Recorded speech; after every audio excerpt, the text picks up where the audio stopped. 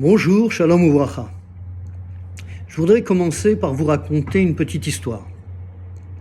Alors c'est un entrepreneur juif qui a créé sa start-up et qui a rendez-vous avec un business angel très important pour pitcher son projet, obtenir un financement et développer sa société. Alors il a rendez-vous à 14 heures et il arrive, il s'y prend bien à l'avance, mais comme c'est un quartier d'affaires très occupé, alors il a du mal à trouver un stationnement, alors il tourne une fois, deux fois, trois fois, et puis il retourne, et il commence à être très inquiet, il dit « je vais rater la chance de ma vie », alors il se met à prier, et il dit « Hachem, s'il te plaît, résous mon problème, parce que c'est la chance de ma vie, si tu fais ça pour moi, je t'assure que je vais manger complètement cachère à 100%. Et je vais respecter Shabbat, mais d'une façon absolument rigoureuse. Et même, je me lèverai tous les matins pour mettre les téfilines. Et à peine il a dit ça, il y a une voiture qui déboîte devant lui en sortant d'un stationnement. Alors il dit ne t'en fais pas, Hachem, j'ai trouvé, ne te dérange pas. Alors bon, c'est une histoire, on voit un comportement un peu puéril, mais finalement, si on se pose la question, est-ce qu'on ne fait pas tous ça? C'est-à-dire qu'on se tourne vers Hachem et on prie quand on a des problèmes. Quand on n'a pas de problème, quand tout semble normal, eh bien, on a tendance à peut-être un peu oublier. Quand on peut, Baruch Hashem, marcher normalement, hein, eh bien, on a l'impression que tout va normalement et que c'est normal. Mais il suffit que, comme ça m'est arrivé la semaine dernière, on se bloque le dos et qu'on puisse plus marcher, on se rend compte que de marcher normalement, c'est extraordinaire. De respirer normalement, c'est extraordinaire. Comme disent les sages sur le Tehillim, Kol ha-neshama tehallelia, alléluia, que toute âme te loue. Les sages disent Kol ha-neshima, chaque respiration est une louange d'Hachem. On devrait, Hayav Adam, que l'homme doit remercier Hachem pour chaque respiration qu'on fait. La paracha porte le titre de Vaet Hanan. J'ai supplié, j'ai imploré. D'après la tradition, Moshe a fait 515 prières pour que Hachem le laisse entrer sur la terre d'Israël. 515 comme la valeur numérique de Vaet Hanan, et qui est aussi la valeur numérique de Tefila, prière. Et le Zohar y voit le modèle de toutes nos prières. Mais qu'est-ce que c'est que la prière? Alors le premier sens, on l'a vu, c'est supplication, l'Eitranen, demander. Mais Rashi fait aussi remarquer que ça vient de la racine Hanoun, grâce, que on demande, mais on demande comme un cadeau gratuit, chinam. On ne demande pas en disant « je suis digne et je le mérite », parce qu'à ce moment-là, Hachem va examiner nos mérites et on a des mérites, mais on a aussi des défauts. Quand on prie, on demande à Hachem de nous faire grâce, de nous donner par don gracieux. Un deuxième sens de Tefila, dans la racine Lehit Palel, c'est la forme réflexive de Pilel, de juger. C'est-à-dire que Lehit Palel, c'est se juger. C'est une introspection où on regarde ses actes et où on pèse nos mérites, justement, soi-même, nos mérites et nos défauts, ce qu'on a fait de bien, ce qu'on a fait de mal. Qu'est-ce qu'on doit améliorer dans nos comportements. Alors, quelle est l'origine de la prière? Il y a une discussion célèbre dans la Gemara Berachot 26b entre deux Amoraïm. L'un dit Tefilot Avot Tiknum, les prières, ce sont les patriarches qui les ont instituées. Abraham a institué la prière du matin, Yitzhak celle de l'après-midi et Yaakov celle du soir. Et une braïta cite ces versets avec trois verbes qui seraient intéressants d'examiner plus en détail.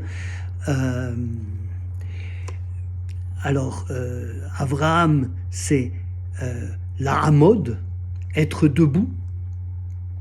Yitzhak, c'est la souach basadeh, la souach, c'est parler. Et Yaakov va yifga bamakom, il a rencontré l'endroit, il a rencontré Hachem.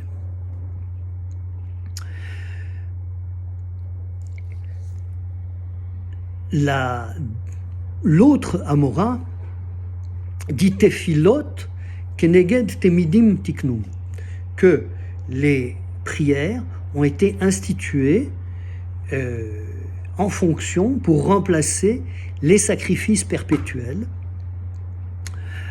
c'est-à-dire le sacrifice du matin, le sacrifice de l'après-midi, et puis la combustion des graisses qui duraient toute la nuit. Et la Gemara donc apporte deux sources tanaïques, l'un qui va d'un côté à l'appui de l'un, l'autre qui va à l'appui de l'autre, et la Gemara conclut que finalement les patriarches ont bien institué les prières, mais les sages les ont ordonnées suivant les heures des différents sacrifices. Alors les korbanot, c'est sacrifice. C'est une notion qui nous est difficile actuellement, mais la racine de korban, c'est les karev, c'est rapprocher. Comment se rapproche-t-on de la divinité? Eh bien, justement, par un acte de sacrifice, c'est-à-dire de renoncement. On doit renoncer à quelque chose.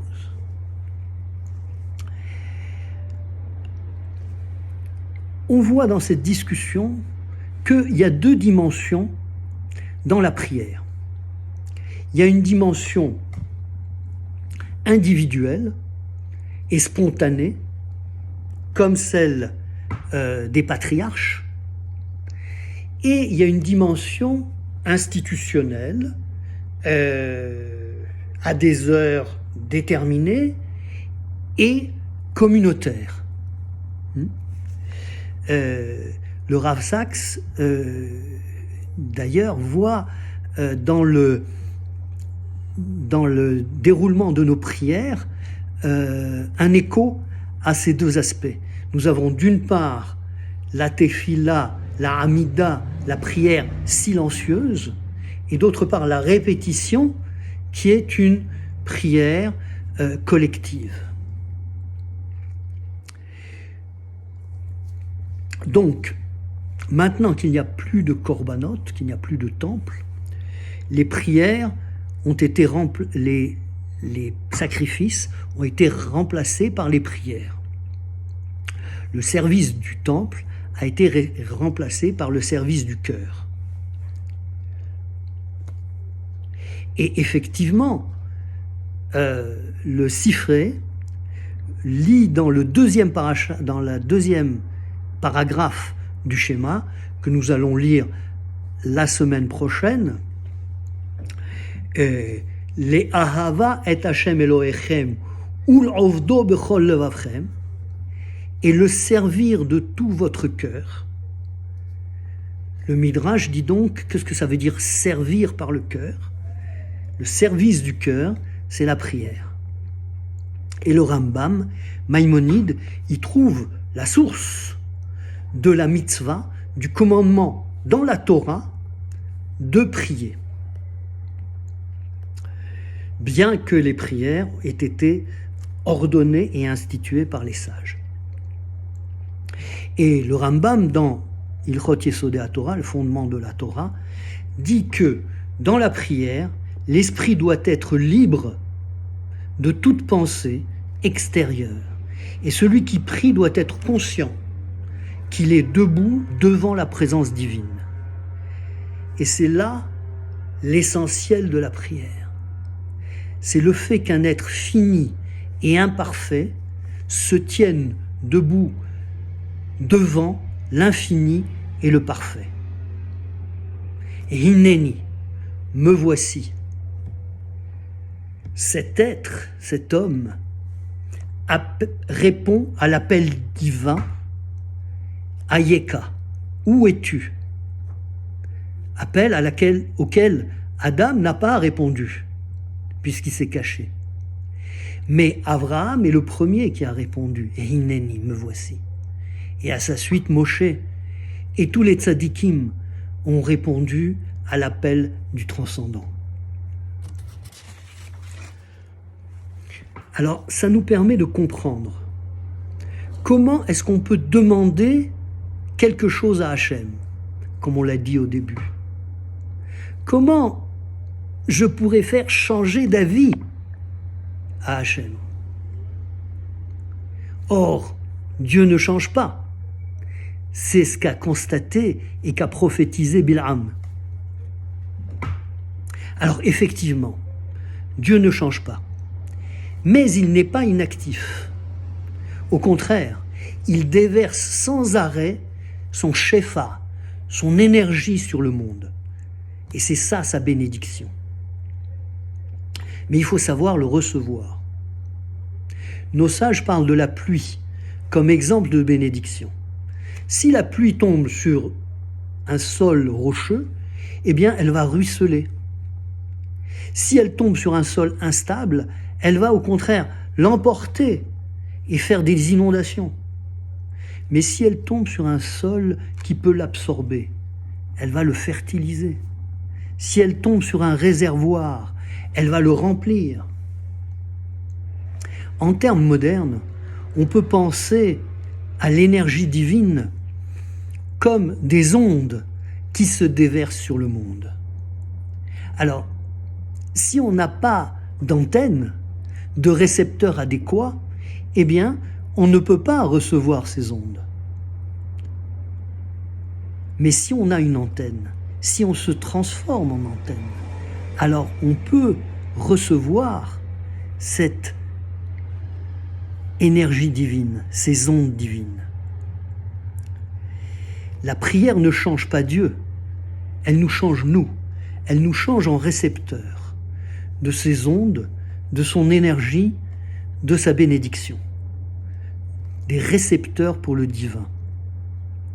Yehi Ratzon, qui lui plaise, que nous puissions nous rapprocher de lui, nous tenir devant lui avec crainte et respect, ouvrir notre cœur avec amour, sentir sa présence et recevoir son énergie et sa bénédiction. Shabbat Shalom.